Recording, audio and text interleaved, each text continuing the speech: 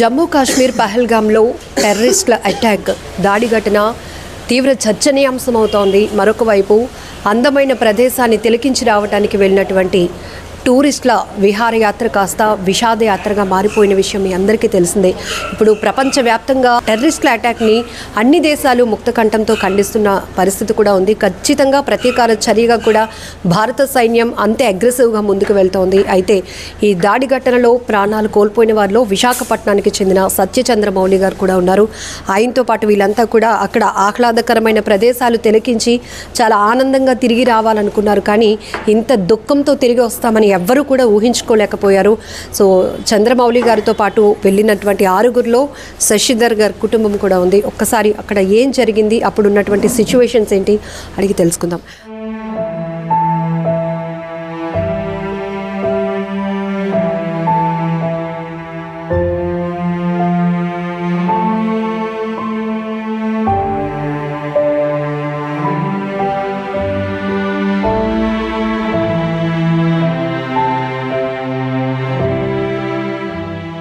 చాలా బాధాకరమైన విషయం అండి. మీరు చెప్పడానికి కూడా చాలా ఓపిక, ఎందుకంటే అంత దుఃఖంతో ఉన్నారు ప్రతి ఒక్కరు. కానీ వెళ్ళినప్పుడు ఎప్పుడు వెళ్ళారు, అక్కడ జరిగినటువంటి ఘటన?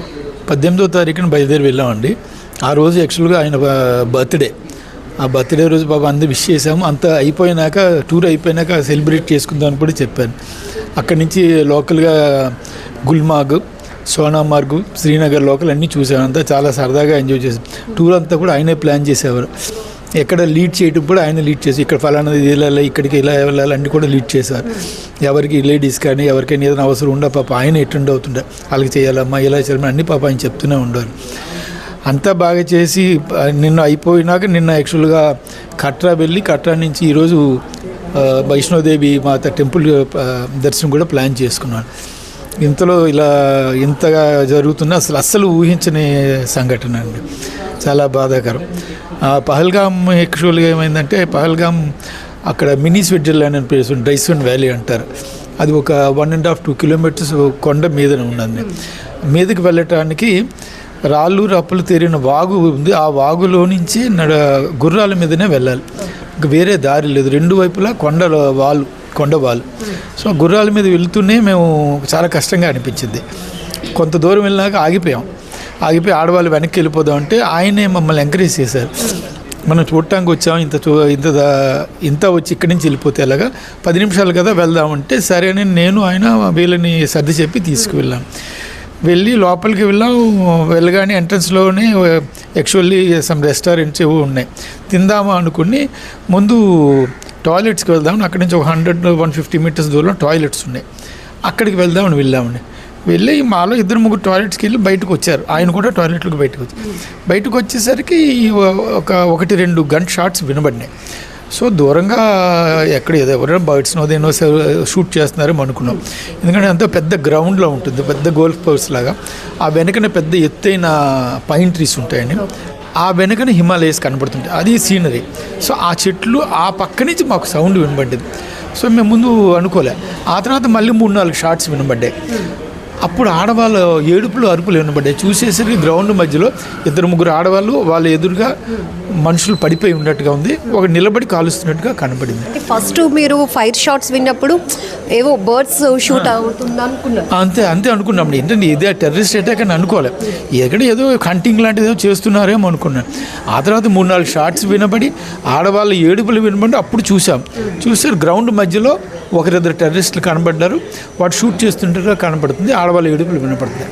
అప్పుడు అక్కడ చుట్టుపక్కల హోటళ్ళు అక్కడే మేజర్ అందరూ ఉన్నారు. వాళ్ళందరూ పరిగెత్తడం మొదలుపెట్టారు. ఒక 400-500 మంది ఉన్నారండి. ఇంకా కింద నుంచి మీదకి కంటిన్యూస్గా వస్తూనే ఉన్నారు.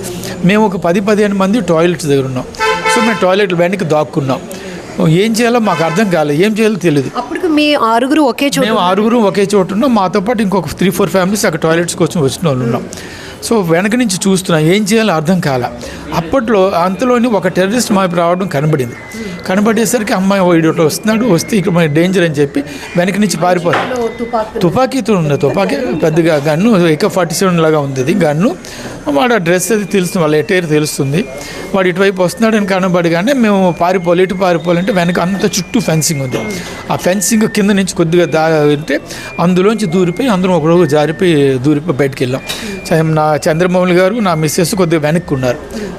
ఆయన దూరి నా మిస్సెస్ ఫెన్సింగ్లో దూరలేకపోతే పాప ఆయనే చేతులు ఇచ్చి సాయం చేసి లాగి బయటకు తీసి ఆ బయటకు వచ్చినాక ఏంటంటే మళ్ళీ చిన్న వ్యాలీలా ఉంటుంది, వాగు ఉంది. ఆ వాగు దాటి మళ్ళీ కొండ వాళ్ళు ఉంది, అటువైపు చెట్లు ఉన్నాయి. అటువైపు వచ్చేసాం అందరం. వచ్చేసి ఒక్కొక్కరు ఒక చెట్టు చాటుకి సర్దుకుంటున్నాం ఇలాగ. ఇంకా అంతలో చెట్టు చాటు సర్దుకునేసరికి ఇంతలో మా వెనకని వీడు వచ్చాడని మేము నోటీస్, బయటకు వచ్చాడు అనుకోలే. వాడు బయటకు అక్కడికి వచ్చేసాడు, మమ్మల్ని ఫాలో అవుతున్నాడు. నేను ఒక 100 మీటర్స్ దూరంలో ఒక చెట్టు చాటున్నాను. నేను చూసేసరికి వీళ్ళు ఆడవాళ్ళు, నా భార్యను ఇంకొక ఆమె ఒక చెట్టు చాటును కనబడ్డారు. చూస్తున్నాను ఏంటి అంటే వీళ్ళకి దగ్గరలో కనబడ్డాడు. ఏం చేస్తున్నాడు నాకు అర్థం కాల. ఫైర్ చేయడం చూశాను. వాడు 2-3 షాట్స్ ఇలా ఫైర్ చేస్తున్నాడు. నాకు మౌలి గారు కనబడలేదు, చంద్రమౌళి గారు కనబడలేదు. చూసి వీళ్ళ వైపు 2 అడుగులు వేశాడు, ఆడవాళ్ళ వైపు వేసి మళ్ళీ వెనక్కి వెళ్ళిపోయాడు. అమ్మ వెనక్కి వెళ్ళిపోతున్నాడు, ఫోన్లో ఇవి ఏమి చేయలేదు అని అనుకున్నాం. మౌలి గారికి ఇట్లా జరిగిందని సంగతి కూడా నాకు కనబడలేదు. వీళ్ళు పక్కన 20 అడుగుల దూరంలో వీళ్ళు ఉన్నారు. వీళ్ళు చూశారు. అయితే పడిపోయారు అని ఒకరు అంటున్నారు, కాదు పడుకుండిపోయారు, తప్పించుకోవడానికి పడుకుండిపోయారని అన్నారు. ఇంకా అంతే. మరి మేము ఆయన భార్య మేము అందరూ కూడా ఇంకా నెమ్మది దిగుతున్నాం. ఆమె భార్య అంటున్నారు తప్పించుకోవడానికి పడుకున్నారు అన్నప్పుడు కొంచెం మనసు అదే మా ధైర్యం ఉండి అంతే. తప్పించుకోవడం పడుకున్నారు, వచ్చేస్తారు. మనం ఎవరు నిలబడకూడదు ఇంకా, ఎందుకంటే లోపల నుంచి సౌండ్స్ వినబడుతున్నాయి, గన్ సౌండ్స్ వినబడుతున్నాయి. సో ఇంకా అది వాళ్ళు ఎవరు ఎటు నుంచి వస్తారో తెలియదు కాబట్టి నెమ్మదిగా దిగిపోతాం. 10 దిగిపోతున్నాం. ఆయన భార్య నాగమణి గారు అంటున్నారు, మౌలి గారు రావాలి కదా అంటే, పదండి ఒకరోజు వచ్చేద్దాం, ఆయన కూడా వచ్చేస్తారు, మనం ఆగకూడదు ఎవరు కూడా, ఎవరు ఆగినా ప్రమాదం, ఆయన వస్తారు పదని చెప్పి అలా నెమ్మదిగా దింపుతూ అలా ఒకరికొకరు సాయం చేసుకుంటూ ఆ వాగులోంచి, కొండల రాళ్ళు తెలియని వాగులోంచి దిగుతూ ఆప్సపడపడు కిందకు వచ్చేసరికి ఒక 2 అవర్స్ వరకు పట్టిందండి. మేము దిగుతుండగా ఒక 3/4 కవర్ అయినాక అప్పుడు పోలీసుల మీదకి రావడం కనబడింది. ఎందుకంటే సిగ్నల్ కిందకి వెళ్ళదు అనుకుంటాను.